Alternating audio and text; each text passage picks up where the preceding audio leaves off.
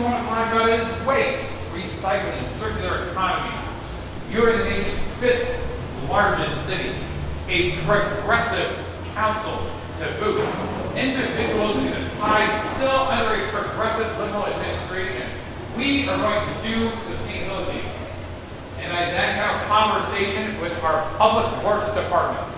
These are the ladies and gentlemen within the city purview that have responsibility for materials management. And they were excited. But again, they had no expertise nor cover and support on how to do things like sustainability or circular economy. Therefore, we, along with some of these panelists, community experts, bound it together and set the foundational framework of transforming Phoenix towards a circular economy. We banned the word trash and waste inside the city of Phoenix vernacular, and we replaced it with resources. We helped shift the sustainability mentality that there is no such thing as waste, only resources. And by changing that association, we change the value with that, and that's where we are today. The city of Phoenix is moving full tilt on this. They're working in partnership with the university. We've done decent work, and we're proud of that. But we've hit, I'd be honest, a bit of a crossroads in some of these areas. We've done good work, but we need help. That is where you come in. So let's tee it up here. We're going to have, instead of introductions, which we're going to get to in a brief moment, we're going to start with the lightning round icebreakers. Starting out with our great panels. If you were a breakfast cereal, what kind of breakfast cereal would you be? Life. Life, like it. Oatmeal in little pouches. Oh, oatmeal in the little pouches. Okay, just like plain, or do we have a flavor? Brown sugar. Brown sugar, you betcha. Okay. PLuS. PLuS. Movies no data, definitely a loopy guy. That's really going to work out. So now that breakfast cereal is out of the way, let's start from the right to the left. Let's give us a little introduction about who you are. Hi, my name is Hukyl, and I'm a marketing specialist at Stryker Sustainability Solutions. We're located just a little bit from here in Tempe. We are a leading provider of reprocessed and remanufactured single-use medical devices. In my role specifically, I'm in charge of our internal and external sustainability initiatives, and I'll get into that, I'm sure, a little later. But our industry is very exciting. It's challenging for sure, and I'm excited to be here today to share it with you. Hi, I'm Trevor. So I grew up in a tiny rural town in southern Idaho on a farm. So I didn't have my first trash bin until I was probably 18, my first recycle bin until I was 23. But my dad worked for a recycling company my whole life. So every week we'd go in with a bag full of aluminum cans, trade them for $5, and go home, right? So when I first 23 years old, we got our first recycling can.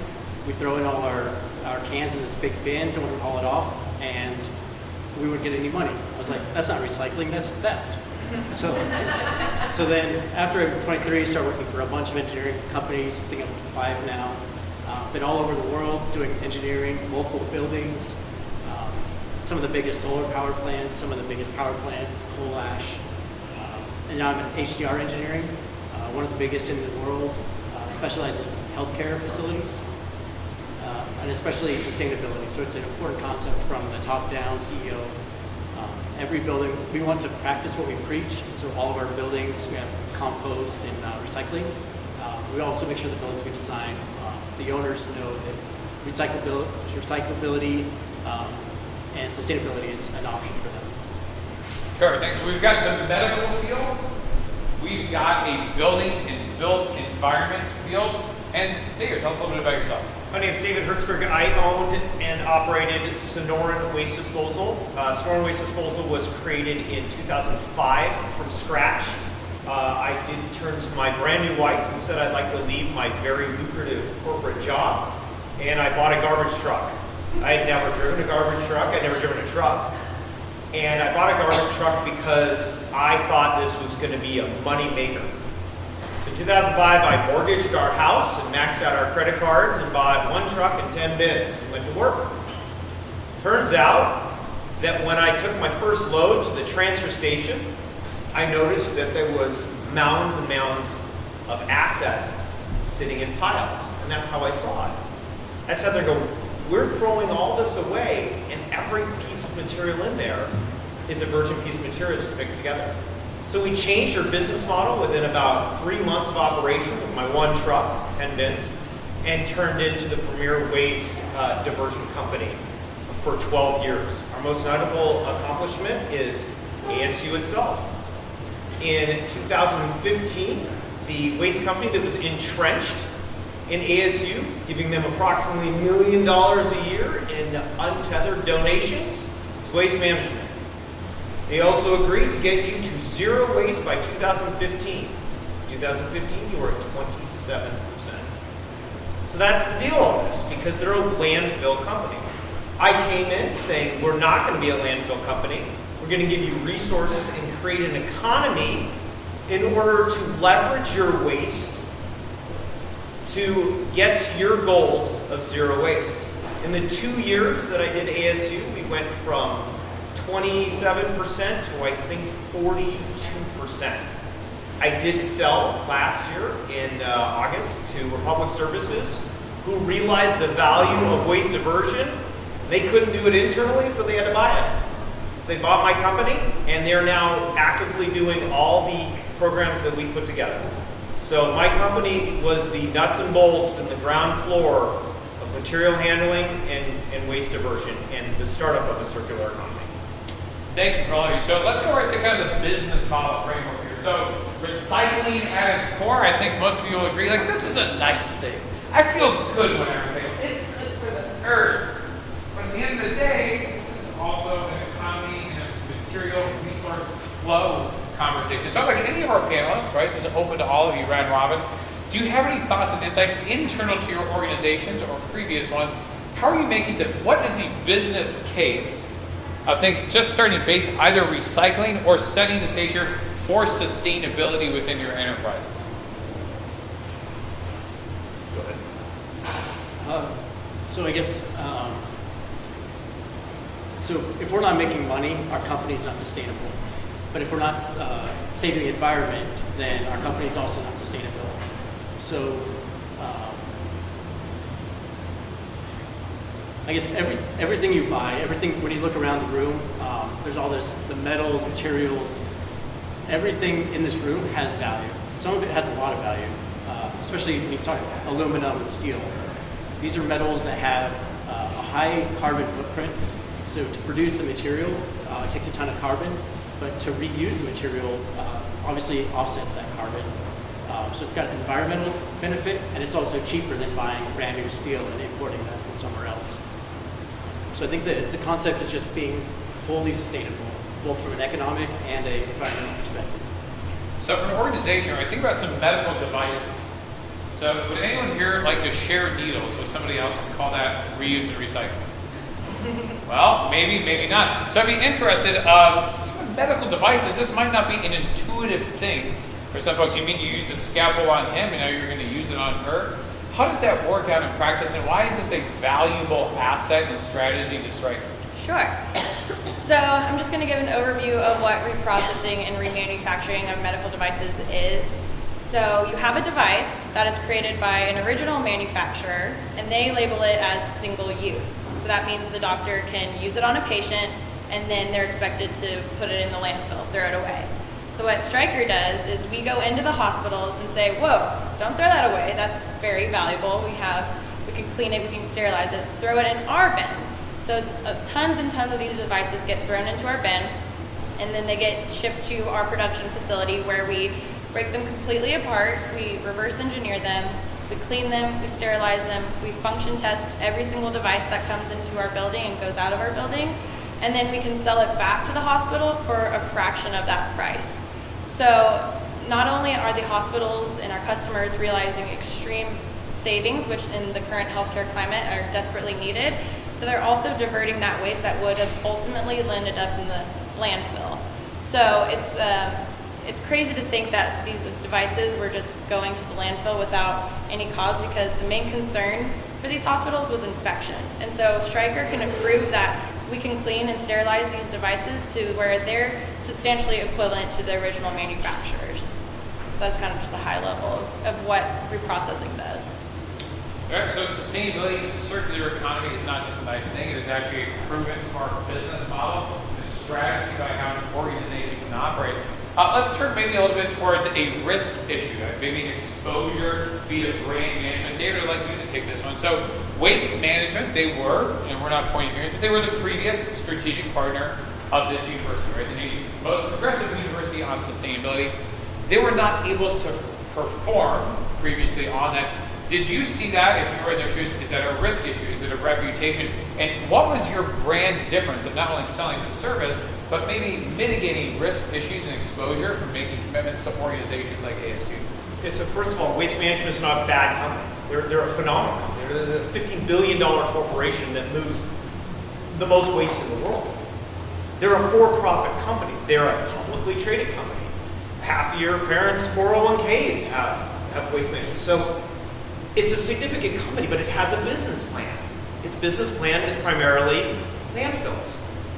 Good or bad, that is their business plan. So what they do is all their profit is, I'm going to take your waste, I'm going to put it in a landfill, I'm going to charge you a certain amount, keep your costs low, and you're going to control your waste costs. All done. Your president has a completely different view of that. So what I did is went in and said, you don't want to put it in the landfill, and this was their risk. Their business model was landfill, yet they sold themselves as I'm going to be an alternative to a landfill. There's a huge disconnect there. How do you be a landfill company and sell yourself as a diversion company?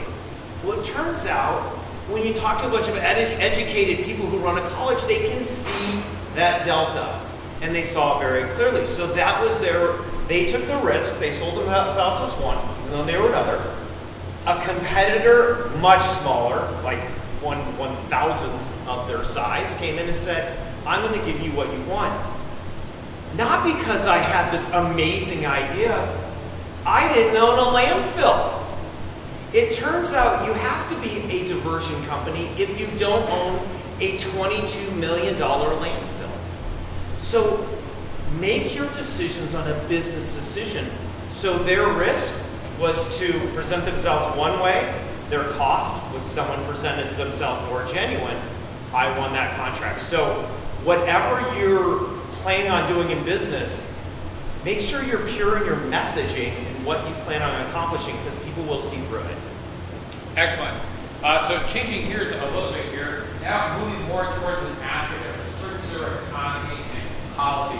So you are major players in your respective areas, major medical enterprise, major development and construction, a major hauler operator in diversion enterprise.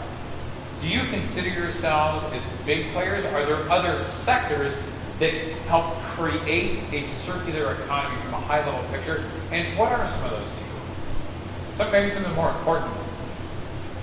You're talking globally, states-wise, locally? Good question. Let's go ahead and keep it for the frame of this reference. Let's keep it domestically within Okay. the United States.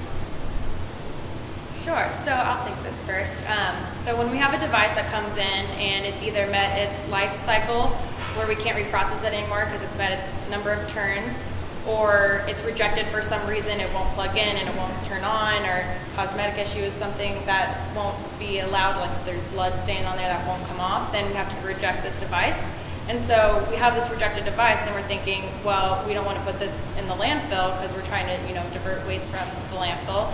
So it's incorporating other recyclers that will work with us, and it gets really tricky because no one really wants to take biohazardous waste, right? So it's been a very long journey to find other companies that will consider this waste and take it to their own manufacturing, shred it up, and then recycle the precious metals and plastics that's within it.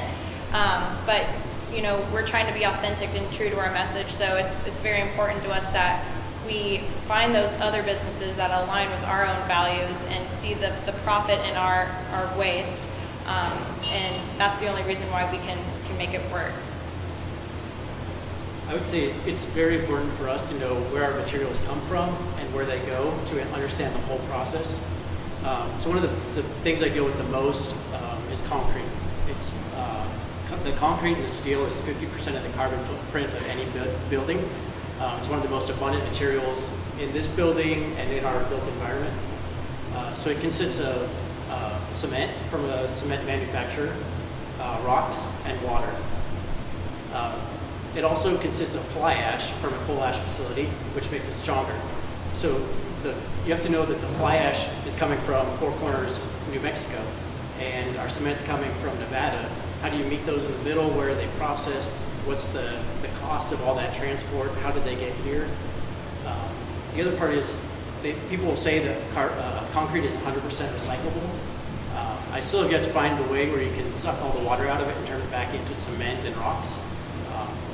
What it really means, 100% recyclable, means that we can crush it up and turn it into a bunch of rocks. So thinking about it in the big picture of those two issues is where's it coming from and where's it going? What are some other options along the way? So interesting. We heard kind of, from the medical perspective, the reincorporation loop, right? When you think about resource reincorporation, hearing a little bit about from Trevor the upstream supply chain, as we might refer to it. Where are things coming from?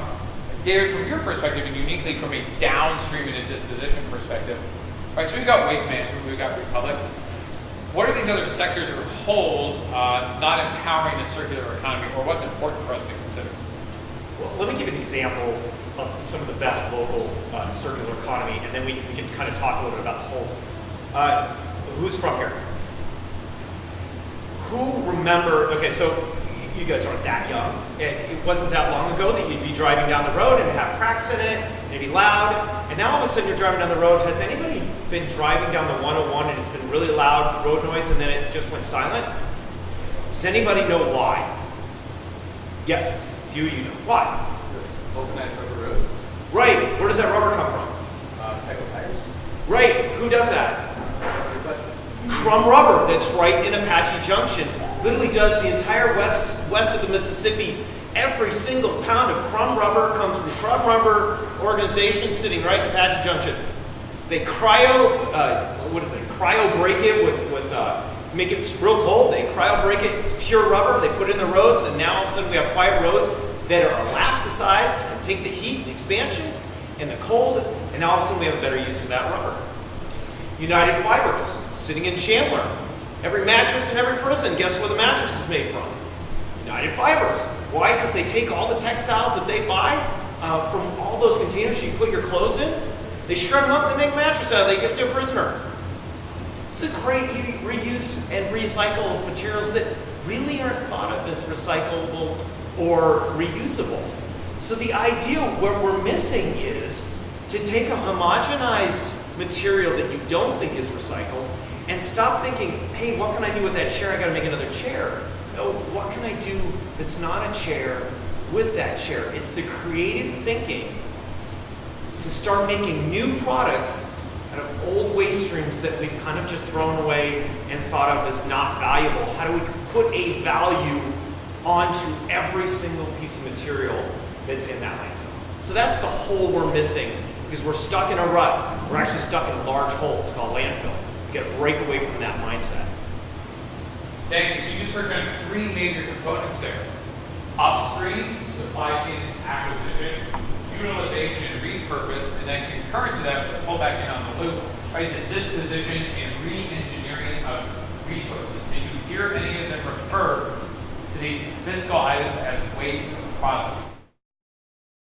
We have 700-year landfills within 50 miles of us.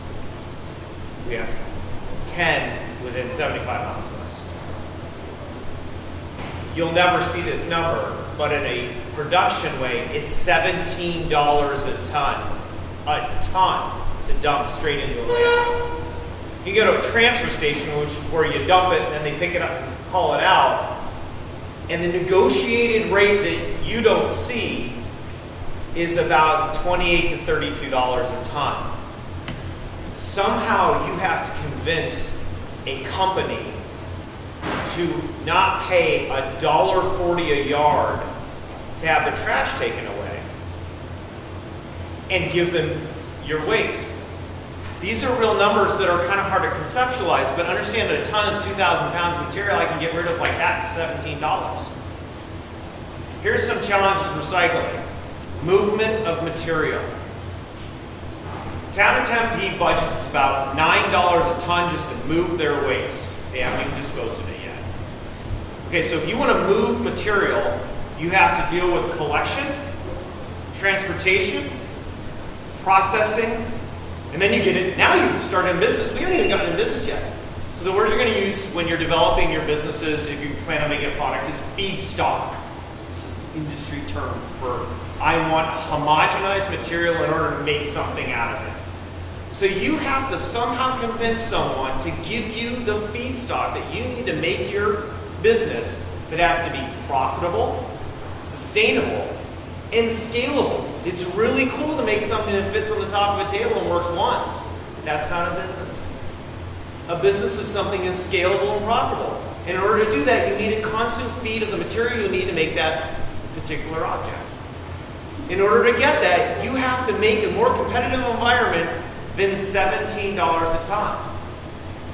The Paradise Valley School District pays $1.42 a yard to remove their trash. When I had a front load truck, that's the guy that does this. I couldn't do it for under $2.50 a yard. I couldn't even turn on the truck for that. That's how competitive the market is to pick up this material and throw it in a hole. So your idea has to actually overcome that before you even get a material to make your product out of. And this isn't a naysay, this is just a challenge. We did it. You have to make your product so profitable that you can make it so advantageous that your producers of waste are willing to give you that material. And please don't say I'll get a grant. That's like taking a shot at a bar and then the bottle's empty. So you get one shot, feel good, and you're better. The next day, you got nothing in that. So I'm going to get a grant. Don't do I'm going to do a nonprofit. Nonprofits are profits.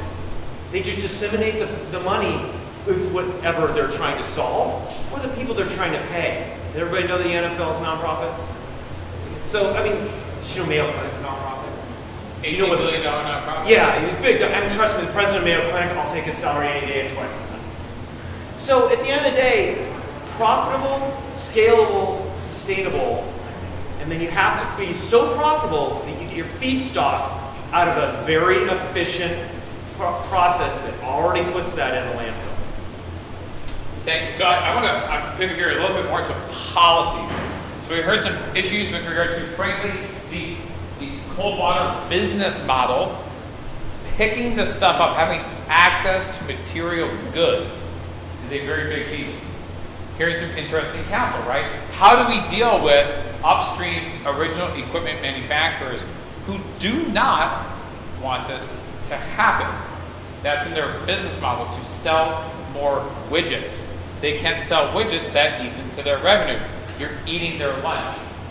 So, and you're experts, so they can give their opinion, right? I'm interested in their opinions about what are some policies that you might, if you had a magic wand, because I think this helps frame the context for you of what works and what doesn't, to help empower not even a zero waste, but really a circular economy.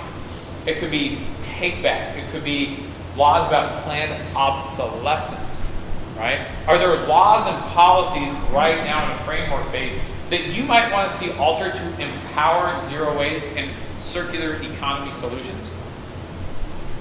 Well, I think my first wish would be for the OEMs and us to play nice in the sandbox. That would make our lives a whole lot easier and really help us deal with this medical waste issue. Just a statistic, if you guys didn't know, if healthcare was a country, it would rank number 13 in the world for greenhouse gas emissions. So this is an industry that has a lot of issues and a lot of opportunity to do good, but you know, it's taking care of the patient first. So there's a lot of stigma around patient health and safety. So it's making sure that these devices meet those standards, but also let's go beyond that and make them sustainable, have them produce out of green products, or have an end-of-life plan set in place for these devices instead of ultimately going up to the landfill. So a policy around what we categorize biohazardous waste as would be like a revamp of that, because right now it's very strict, and we've proven that just because it's biohazardous waste doesn't mean it needs to go to the landfill. There's other things that you can do with it. So coming from the military side, the military is very passionate about environment. You'll get on a phone call with a general and he'll say it's got to be net zero, LEED platinum. So they implement policies such as making things LEED certified by rule, which you don't see in the private sector or in the public sector. So I wish all of our public projects were required to be LEED or cradle-to-cradle certified, at least as a starting point. And what that does, LEED in itself, U.S. Green Building Council, they set up a framework, checklist, and point system for something to get certified as green. But the policy or the checklists aren't necessarily that great as if you just run through the checklist, but it gets the discussion started between the engineers, the contractor, the owner, people that are going to be sweeping the floors. You want them all in a room to discuss what's the most sustainable way we can design this building or do this infrastructure project. What are we thinking about? What aren't we thinking about? So I wish that discussion started early on in every single public project we did. What about you, David? What about from a policy? To empower a circular economy? You gave us some cold water about pricing. What do you think? Colin, I cannot dream. I have been in the trenches too long to dream about policy. So I'm going to give you some things that can happen. We could stop permitting landfills tomorrow. That's not a legislative move. That's a county move. We could literally create artificial demand for something else. You could artificially raise the price of an already way too low, because we're not paying the true cost of landfill. $17 isn't the true cost of landfill, because my children are back there. They're gonna pay for the landfill, so we're just pushing the cost off to them. So we could stop permitting landfills and stop permitting, there she is, expansion of landfills. Hey, I want to build another cell. We're done. You just made every landfill owner the richest person on the planet. Why is that good? Because in 40 years, they're done. You got to think that far out. Here's the other thing. You wouldn't know this. Every single ton of trash that's put in a landfill since 1999 had to pay a quarter. Pay a quarter. 1/4 to the ADEQ. It was a voter initiative. I believe it was 1999. Fact check me. Quarter goes into the state budget for the ADEQ to incentivize, encourage, and financially incentivize recycling and reuse. They have never seen a dime of it. Our legislature, every time it hits $2 million, they sweep it. You don't know what sweep it means? They just take it and put it in the general fund. Voter initiative, revenue raised by me. I paid the quarter. Actually, you paid the quarter when I picked up your trash from ASU.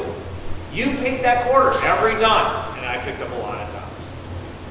And Waste Management picks up more, and Republic picks up more. They all pay the quarter. Millions and millions of dollars just put in the general fund. I want that money. I want that money to give to you in 0% loans or low interest loans, so you can take your idea that you develop and actually create a real company. Those are two things that we could do today that would rock the central economy, the circular economy deal. And I want to put one other thing: 25 jobs to one, recycling to landfill. EPA, every report they come out, they do a jobs report. 25 jobs are created in the recycling for every job that's created in landfill. So this is not a D and an R argument. This is an economic argument. So I'm not going to create policy. Let's just take the ones that exist and give them what is rightfully ours in order to do these circular economy ideas. Love it. Now let's change gears again to actually try and maybe understand what are you solving for. So certainly your concepts and ideas should have a cogent business model around them, but what are you really solving for when you think about a circular economy? So if we're not putting stuff in a hole, sometimes we call that diversion. We're diverting stuff away from the big hole. Normally, that is calculated in weight. Tons, as you would have heard. However, are there other indicators or rationales or screens through which you can think through of a sustainability lens that might matter to a circular economy? I'll be interested to see if any of our Steve Towns have some thoughts on this. What do we need to be solving for? Is it simply a waste issue? I'll give you an example. Let's pretend this was a plastic. It is a plastic cup, a disposable plastic cup. Has everyone heard of lightweight? So if you take a normal plastic bottle, you used to take about 8,000 of those per ton, and now it takes something like 22,000 16-ounce plastic bottles to equal the same ton. They're lightweight materials, you're getting more volume. So are we solving for volume and weight? Are we solving for carbon? That's on a life cycle analysis, perhaps you can think about that. Are we solving simply for financial value? Is it a combination of all of those things if you want to take into consideration? So what are you solving for? What do we need to solve for in these capacities? Well, our customers, they come to us and say, what value can you add to us? Yeah, we get that you divert our waste and you save us money, but what else beyond that? So we are right now, we're still going to focus on financial sustainability for them. That will always be a part of our core. And then environmental sustainability. But now we're going into patient care sustainability. How can we as a company make the doctors, the surgeons, the nurses deliver better value to their customers, which is the patient?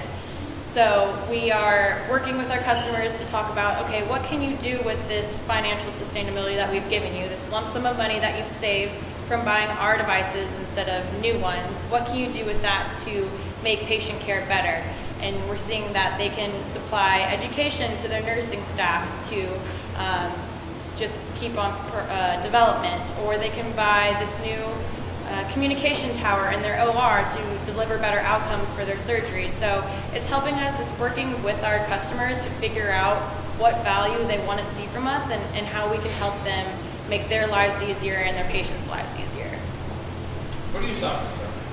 So I think the three main things I've seen in all the research is that you look at greenhouse gases as it all boils down to greenhouse gas, whether it's waste heat, waste energy. At some point, you're polluting the environment through a greenhouse gas. The other was preservation of virgin materials. And the last one is financial success.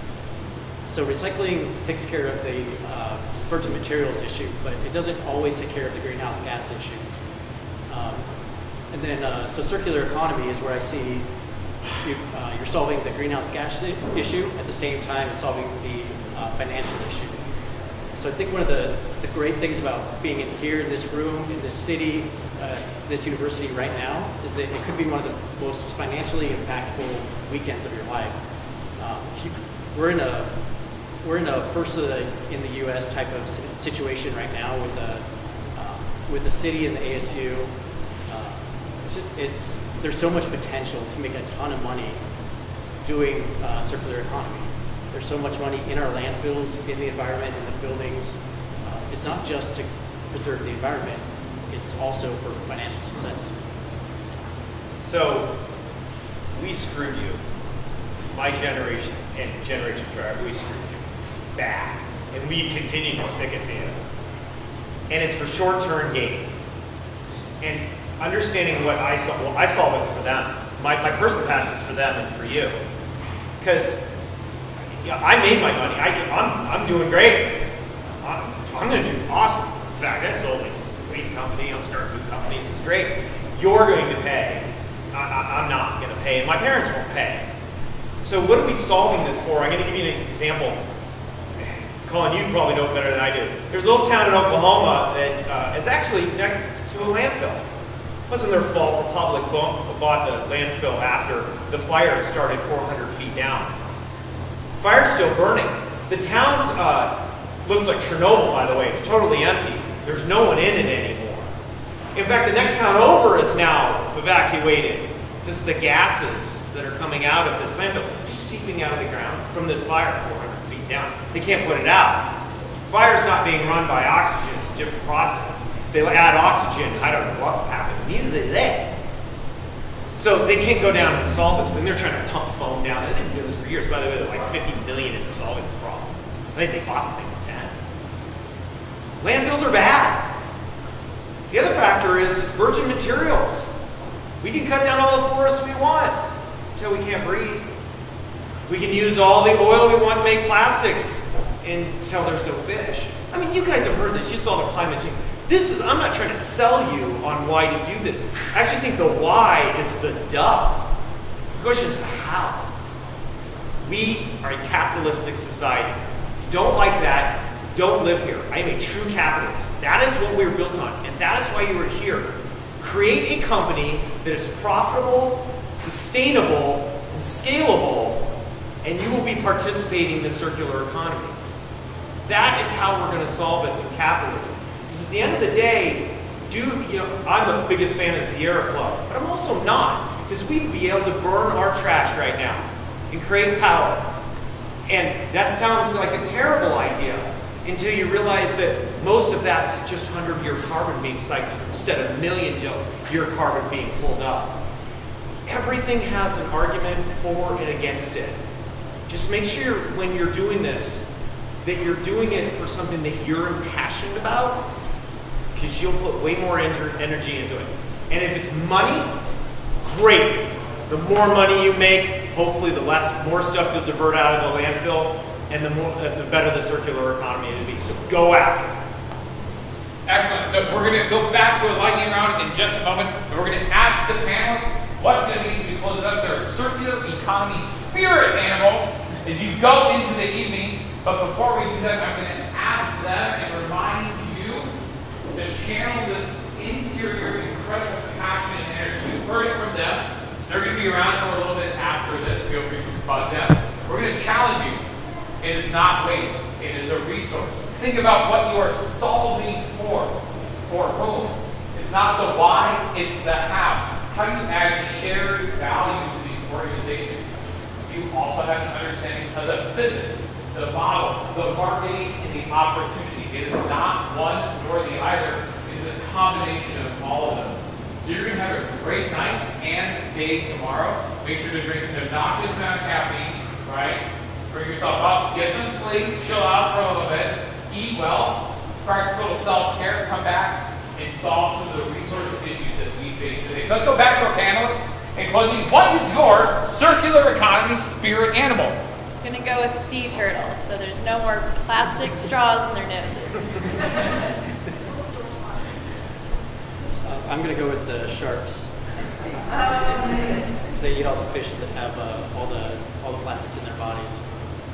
So I'm going to go with a finding that's just been discovered, that the octopus is considered to be one of the most intelligent animals on the planet and uses more resources around them in order to create their own environment and no waste, and they're highly intelligent. So we're going to stay with the ocean theme. Yeah. All right, and on that ocean theme, let's make sure we give a big wave to all of our folks and a round of applause for